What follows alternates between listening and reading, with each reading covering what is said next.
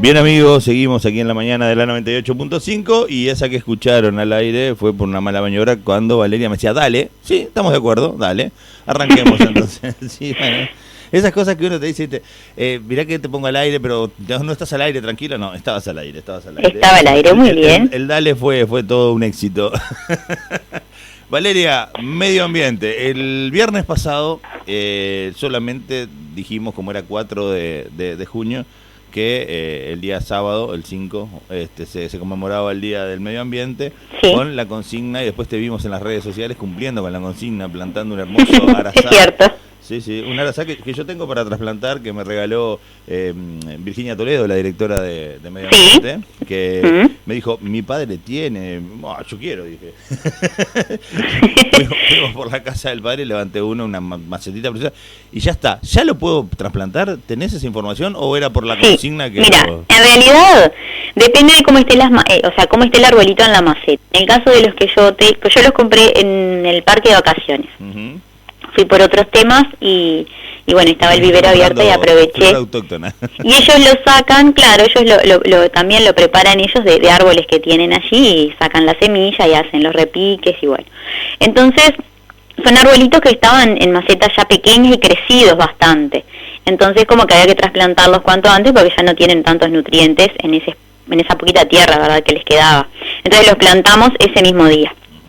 En realidad no lo pudimos plantar el sábado mismo, el Día del Medio Ambiente, porque bueno, llovía muchísimo, sí, pero el domingo, que aprovechando que la tierra se había ablandado con tanta agua, lo que hicimos fue plantarlos.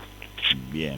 Plantamos 2 arazá con mi papá, y yo había obtenido el año pasado, cuando empezó la pandemia, en mayo del año pasado, recuerdo que como no había Día de la Madre ni nada, el Día de la Madre salí con mi hija a pasear en auto y salimos por la 12 y había hay una parte en la 12 llegando a la ruta 9, todo con liquidámbar contra el alambre, te voy a decir. Y me habían llamado la atención porque la semilla del liquidámbar era igual al coronavirus, o sea, la forma que tiene. Ah, mira. Es toda como con pinchitos así. Sí. Y bueno, y había obtenido, me traje 2 semillas grandes de esas, y adentro traen, pero no sé, cientos de pequeñas, parece como una mínima telita, te voy a decir, sí, como una minúscula semilla. Ah, mira. Y bueno, y las dejé secar y las tuve un tiempo y planté algunas en unas macetas que tenía en la cocina y crecieron 2 liquidámbar y también los trasplantamos ese mismo día. Acá en la casa de mis padres. O sea así que hicimos un bosque casi. Eso te iba a decir. Hay un coronillo también que he traído otras veces y bueno, ahí se va armando algo, no sé qué va a pasar. O sea que el fondo de la casa de tu papá es un pedacito del Uruguay nativo. Exacto, que no lo puedo hacer en mi casa porque tengo un conejo en vida libre que claro, no permite el crecimiento de nada. Y tener árboles todos rodeados de cosas, al final a los planto en lo de mi padre que no hay ese problema del conejo tipo Pac-Man y bueno. No, y aparte de tener árboles enjaulados, eso es una cosa extrañísima, ¿no? Claro, a veces no hay más remedio, ¿no? Tendría que encerrar el conejo, pero bueno, ya se acostumbró a vivir así, bueno, listo. Algún día, cuando esté más veterano de repente, que ya no ande tanto, elegiré o viste, cercar una parte del fondo que puede quedar para ahí plantar árboles y cosas. Pero bueno, tengo bastantes cosas igual planto, pero en fin. Ni hablar. Valeria, más allá de la anécdota personal y que está bueno, otra pregunta te iba a hacer. Sí. Tengo una anacahuita, pero la anacahuita no sé si es autóctona, creo que fue importada por Sí, no, la anacahuita es nuestra. ¿Es nuestra? Entonces sí, tengo 2 autóctonos para trasplantar, 2 macetas hermosas con 2 árboles ya en camino, así que vengo bien. Venís bien, claro que sí. Y lo que me decías respecto a trasplantar, o sea, para los frutales, para todo eso, lo mejor siempre es la primavera, ¿no? Claro. Para el arazá, eso fue lo que me recomendaron a mí en el parque.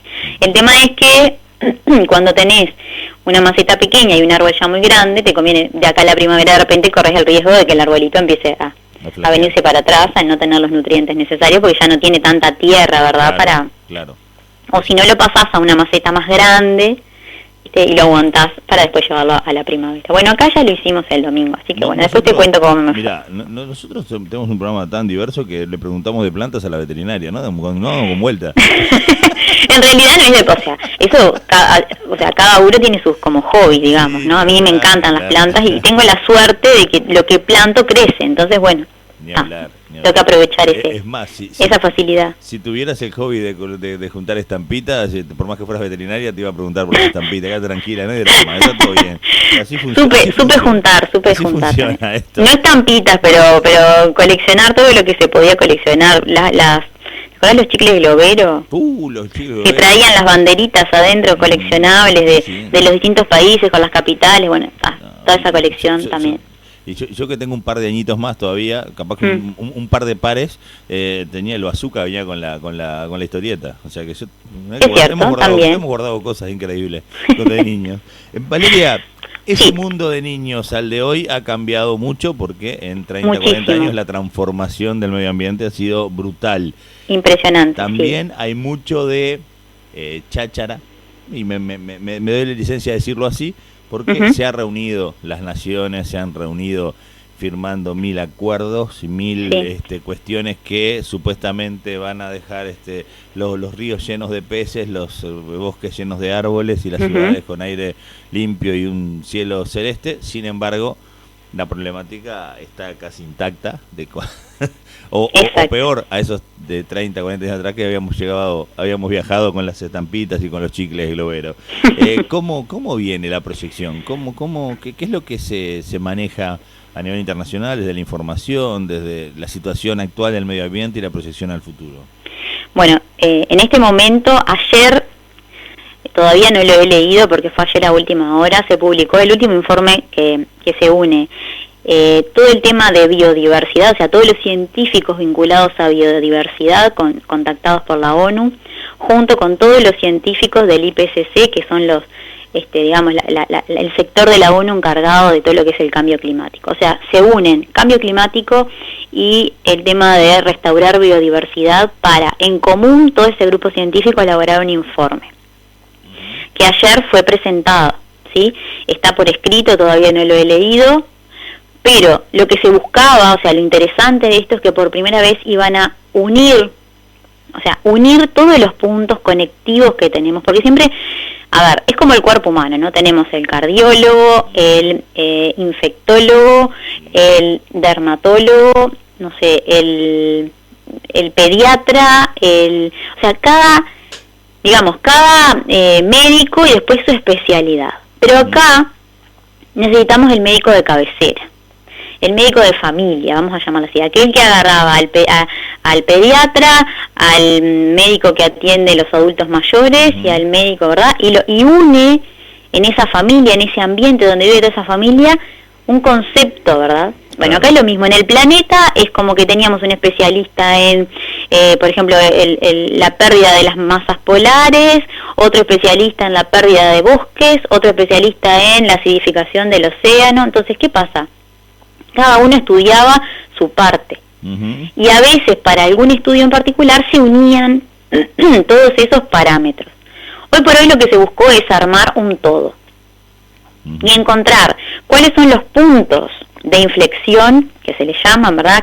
Los puntos de inflexión son aquellos puntos en los que no tenemos, ya no los podemos cambiar, o sea, no hay vuelta atrás.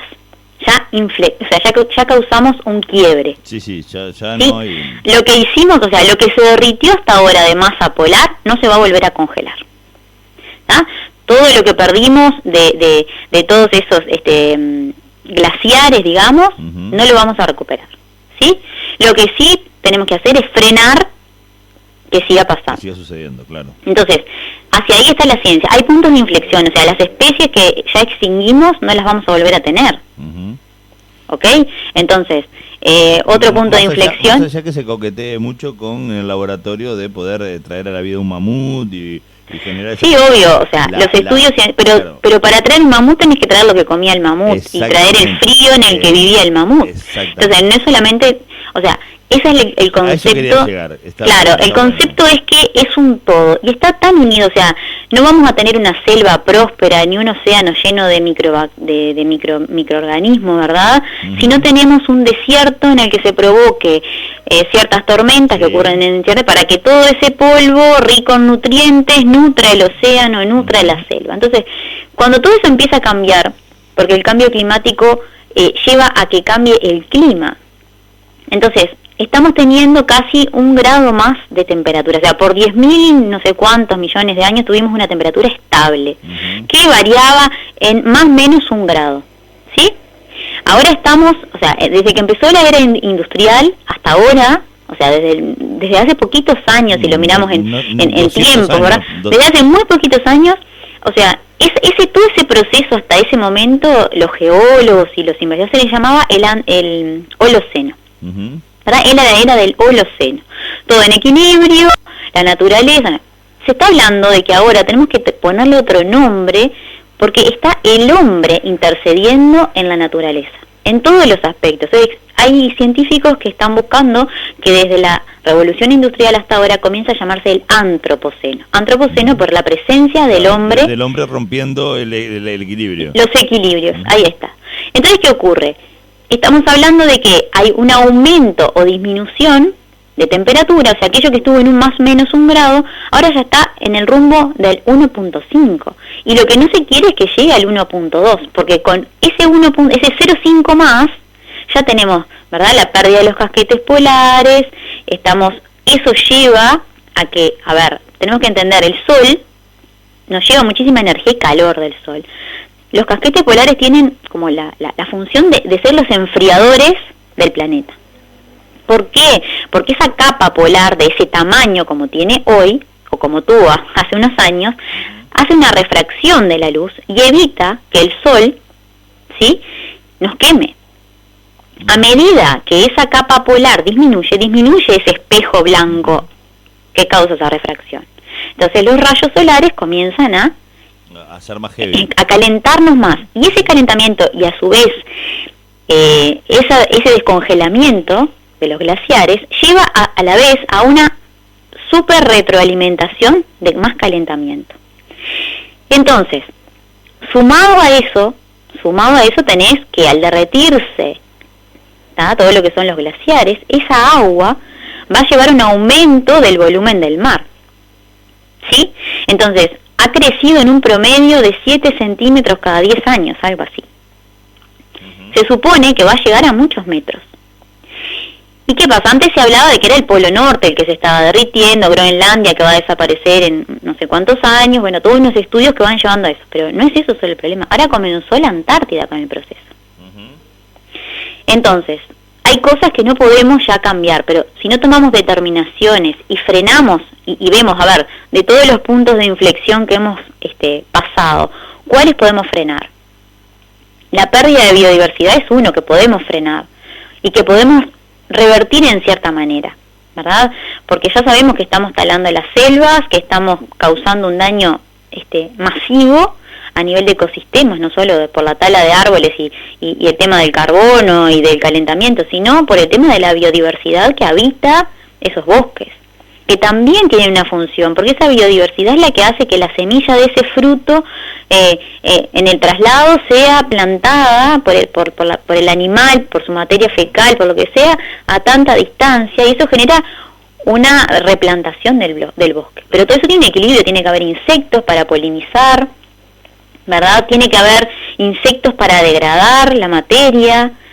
Entonces todo eso lleva una conexión que es muy difícil a veces entenderla si no lo miramos globalmente. Entonces, cuando nosotros como seres humanos vamos a construir una casa, por ejemplo, en un terreno que hay, bosque nativo, y vengo y corto todos los árboles, de repente son coronillas, son árboles que tienen, 50, 100 años. Sí, y con el proceso, y cortando un proceso de años. Claro, y me hago mi casa, pero ese árbol albergaba de repente una simbiosis con alguna otra planta, con algún insecto para que viniera tal ave. Entonces, todo lleva, incluso el tema del agua, ¿verdad? Del filtrado del agua, de la calidad del suelo, o sea, está todo tan interconectado. Nosotros usamos productos para aumentar la capacidad de nuestras plantaciones de que no las ataque ningún insecto, pero a la vez, con eso que le aplicamos a esas plantas para generar más alimento, estamos matando a los insectos que polinizan para que realmente haya semillas y fruto de esa planta. Es más, se ha puesto en los últimos años a las abejas en el riesgo, ¿no? En la lista de riesgo. ¿Cómo hacemos para lograr el equilibrio? Bueno, hay muchísimas cosas que se están haciendo. Una de ellas es el enfoque, sobre todo con mucha fuerza de la Unión Europea, de no usar más combustibles fósiles a partir del 2035, o sea, en vehículos. Entonces se viene la era del famoso hidrógeno verde, de las energías renovables, de los autos eléctricos, ¿verdad? Nosotros en Uruguay tenemos una gran ventaja que tenemos, o sea, desde hace muchísimos años, nuestra principal fuente de energía eléctrica es el agua, son las represas hidroeléctricas. Después se sumaron los molinos y el tema de paneles solares, que viene todavía en muy baja proporción en el país, pero bueno, el 90% de nuestras energías son renovables. Entonces, tenemos que apostar a el cambio vehicular, al cambio de combustible. Entonces, aparte sabemos que, o sea, supuestamente a este nivel de extracción de petróleo que hay en el momento, se piensa que para el 2050 no hay más petróleo. Claro. Si seguimos extrayéndolo así, o sea, no se genera nuevo petróleo. Entonces, ¿qué pasa? También hay una realidad mundial que necesita frenarse, pero no esperar al 2050 a que no haya más petróleo para mirar los efectos que estamos haciendo en el planeta. Con la revolución industrial, el uso de la ¿verdad? La construcción, toda la modernidad, el plástico, los desechos, todo eso ha hecho una gran bola de nieve, por decirlo de alguna forma, que ahora tenemos que ver por dónde empezar a desmadejarla, ¿no? Claro.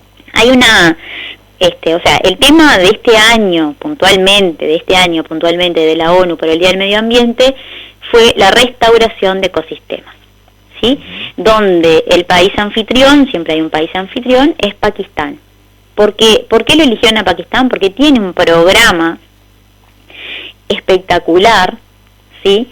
Donde ha reforestado millones y millones de hectáreas con árboles. Pakistán fue un país que cuando la revolución industrial y todo eso, ustedes saben que hay muchas cosas que compramos que dicen Made in Pakistán, mano de obra muy barata, ¿verdad? Entonces, bueno, ellos hicieron una gran mirada a restaurar sus bosques nativos. Entonces le llamaron el diseño de la restauración, o sea, del 2021 al 2030, para todos los países, ¿no?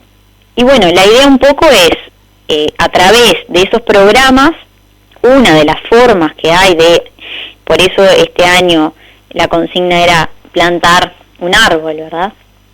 Porque la idea es que cada uno de nosotros pueda plantar. A veces no es solo plantar aislado, ¿no? La idea es replantear bosques en lugares, por ejemplo, donde hicimos una construcción urbana, por decirte algo, dejar zonas de esa construcción urbana que mantengan algo del ambiente original, para que la biodiversidad que había en el área tenga un lugar de refugio, como una pequeña reserva de biodiversidad. No cambiar todo el paisaje, como se hacía antes, ¿verdad? Que venía, se talaba todo, se ponía matayuyo, se ponía pasto divino y ahí estábamos instalados en nuestra casa nueva. Hoy por hoy se intenta que sea en equilibrio, ¿verdad? Entonces, hubieron muchas actividades, también la gente vinculada a las costas, ¿verdad? A las costas oceánicas, hicieron actividades de recolección de residuos en las playas, de liberación de animales que habían sido rescatados, hubieron liberación de pingüinos y de lobos marinos en Punta del Este. Y bueno, hay otros grandes proyectos en Uruguay, uno que se llama AMBA, que restaura el bosque nativo y están en conjunción además con una red global y regional que se llama Rewilding Argentina, que lo que hacen es como volver a crear lo silvestre, recrear lo silvestre, volverlo a recuperar. Está muy bueno, lo pueden seguir en Instagram, siempre están subiendo datos interesantes y hay científicos, ¿no? estudiando y buscando cómo lograr restaurar, ¿sí? Porque ahora lo que estamos, ya lastimamos, ya hicimos el daño, ya tenemos que restaurar e intentar de alguna forma mitigar lo que hicimos, ¿no? Porque ¿qué pasa? No es decir, ay, no voy a hacer el bosque para que haya un ciervo, para que haya el árbol tal, no, porque dependemos de que esté ese ambiente natural, depende de ese ambiente natural que nosotros sigamos en este planeta. Claro. O sea, es algo que todavía cuesta tomar la conciencia, todavía no lo miramos con... O sea, no es solamente mirar la naturaleza, o sea, porque es linda y porque veo un atardecer o porque veo, no sé, tenemos que mirar el fondo de todo eso, ¿no? Y el cambio que hay. O sea, tenemos una ciudad, por ejemplo, que se intentó, se plantaron algunos árboles, pero podría ser mucho más verde de lo que es, sin dudas. ¿Sí? Entonces... el casco urbano tiene árboles muy jóvenes en bastante de las casas. Claro, que van a empezar, o sea, que dentro de unos años van a llegar de repente para esa meta del 2030 van a estar, pero podríamos apostar a mucho más. Claro. ¿Sí? ¿Por qué? Porque los árboles, además de ser un árbol, o sea, purifica el aire, ¿verdad? Atrae aves, genera una limpieza, digamos, del ambiente. Entonces, fundamental en ciudades donde tienen características topográficas o de mucha cantidad vehicular, tener los pulmones que le llaman de la ciudad. Acá tenemos, por suerte, varios parques y lugares y estamos rodeados de naturaleza, pero podríamos reverdecer la ciudad, y no solamente desde el gobierno departamental, sino desde nosotros. O sea, todos tenemos un pedacito de algo en nuestro fondo. Podemos reverdecerlo desde nosotros. O sea, si todos nos proponemos un árbol, en el fondo, en 10 años, esta ciudad va a ser mucho más verde si la miramos desde Google Maps, desde Google Earth. Claro. Y no porque esté puesto el árbol en la vereda, porque a veces el árbol en la vereda causa daños, ¿verdad? En la casa, en los caños, no sé, en todo lo que te imagines. En cambio, en nuestro fondo no causa, no generamos hojas que tapen desagües, no sé. Yo sé que hay un montón de problemas con, no solamente plantar el árbol en la vereda, o sea, claro, yo hablo de... Claro. Plantar el árbol en el fondo de nuestra casa o en un espacio que tengamos, plantar ahí. Entonces reverdecerla desde nosotros, no esperar que siempre otro haga las cosas por nosotros cuando tenemos la posibilidad de hacerlas nosotros. Claro, y cuando tenemos el espacio físico para poder lograr 1 o 2 árboles. Ahí va, y nosotros decimos, bueno, sí, pero yo no lo voy a ver porque capaz que ya no estoy. Bueno, pero lo van a ver otros. Y vas a dejar algo que para otros va a ser muy importante, y más dentro de 10 años. Sí, hay un dibujito que tiene casi un meme, pero es más que nada una reflexión que aparece mucho en las redes sociales, que hay un hombre joven con un niño plantando un arbolito, y la segunda escena hay un hombre joven con otro niño macando y mirando al cielo agradeciéndole al padre. O sea, exacto, y cuando muere el que plantó el árbol ya está dando frutos, claro, por ejemplo, claro, sí. Y hay más árboles. Bueno, la idea es esa, o sea, es pensar no en el hoy cuando plantamos un arbolito, porque en el hoy no vamos a lograr el efecto, lo vamos a lograr en 10 años. Entonces tenemos que tener la capacidad de pensar en 10 años. Claro. Esa es la consigna, por eso es la idea, y si es un árbol nativo, mejor, porque lo que estamos haciendo es que las especies que caracterizan o que han caracterizado nuestro bioma, ¿sí? Nuestro bioma pradera, nuestro bioma monte serrano o monte ribereño, ¿verdad? Bueno, lo que estamos haciendo es que esas especies no se pierdan. ¿Sí? Tenemos un montón de árboles frutales nativos. A mí me fascina ver la higuera de al lado de mi casa, cómo se llena de diferentes aves en la época del fruto, ¿no? Pero tengo higuera.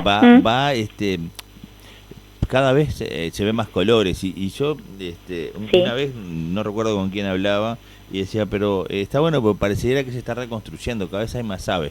Y la persona me contestó, tal vez no sea por eso, sino es que se está destruyendo más aún su hábitat natural, y encuentran un lugar similar en la higuera urbana. Exactamente, en realidad cuando hay...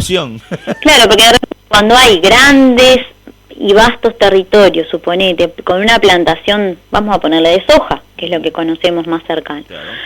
Kilómetros y kilómetros soja y campo natural, y han talado el monte. Entonces los pájaros que necesitan los árboles, o sea, no les sirve el eucaliptus para alimentarse.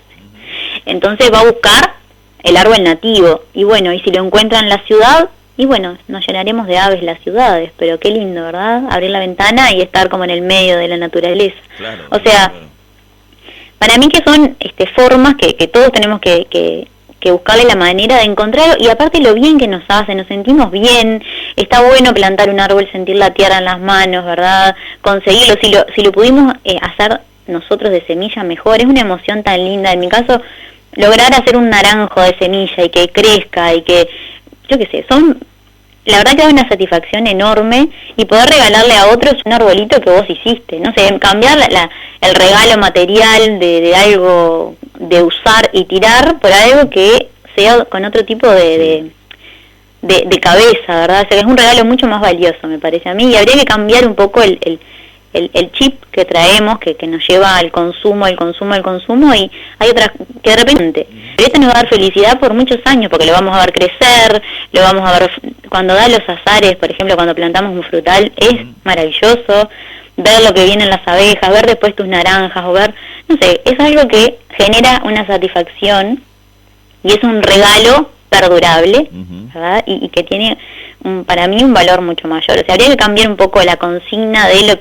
lo que es un regalo, con todo esto que estamos viviendo, ¿no? Pero bueno, son cosas que de repente alguien me está escuchando y lo inspiré a que plante un árbol en su casa, y con eso ya me quedo súper feliz. Ni hablar. Y está bueno porque tiene que ver, esto que traemos tiene que ver con la consigna sobre el Día del Medio Ambiente. Exacto, que la consigna, como era restaurar, claro, lo que se hizo fue buscar que, bueno, que muchos pudieran plantar árboles. Hay un proyecto en Uruguay que justamente nació en el 2019 con el Día del Medio Ambiente, que se llama Plantatón Uruguay, que yo lo remarqué bastante porque, o sea, no es algo ni privado ni público, es una conjunción de ONGs ambientalistas junto con Ministerio de Ambiente y con Ministerio de Ganadería, Agricultura y Pesca, y a su vez la ONU aportando desde los programas para desarrollo su capital económico, donde busca ese programa de Plantatón restaurar bosques nativos en áreas prioritarias, ¿no? Y en cuencas donde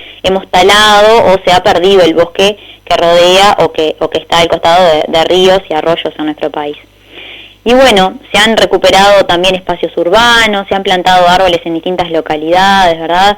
El año pasado, en septiembre, se plantaron 1000 árboles en Colonia, 220 en Salto, 80 en Melo. Esto de la pandemia ha frenado un poco toda esta actividad, pero la idea es llegar a los 10.000 árboles nativos, ¿no? En áreas prioritarias, o sea, en lugares donde son necesarios, ¿verdad? Donde se necesita. Entonces, bueno, en tiempos donde la pandemia también permitió que los sedimentos bajaran y se viera cristalinidad en algún canal de Venecia y sí, ahí va, sí, pero nos olvidamos rápido, claro, y tengo la mala noticia que hace ¿cuándo fue? Antes del Día del Medio Ambiente, hará 5 o 6 días, hay en Hawái está el lugar de la NASA donde se toma la medición del anhídrido carbónico en partes por millón en la atmósfera, ¿está? Es el lugar principal en el planeta que se eligió para la medición de CO2. Se hablaba de que iba a ser riesgoso si llegábamos a 415 partes por millón. Bueno, llegamos a 419.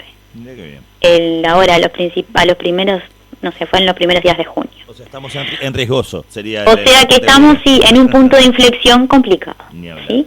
Hay les quiero, antes de terminar, Mario, si me das un segundo, sí. Quería que miren, si pueden, que está muy bueno, un documental que se estrenó justamente el Día del Medio Ambiente en Netflix, que lo hace David Attenborough con un científico sueco, que es uno de los principales científicos que ha estudiado todo el tema de la pérdida de los glaciares desde hace muchísimos años. Y bueno, armaron un documental que se llama Breaking Boundaries, que lo que quiere decir es es el punto crítico, digamos, en la que la naturaleza rompe los límites, ¿no? Se llama Romper los límites, la ciencia de nuestro planeta. O sea, visto desde el punto científico, son como 9 puntos de inflexión. Está bueno porque une varias cosas de las que estamos hablando y muchas más, pero desde la cara científica, el científico que estudió eso y lo que está pasando in situ en ese lugar.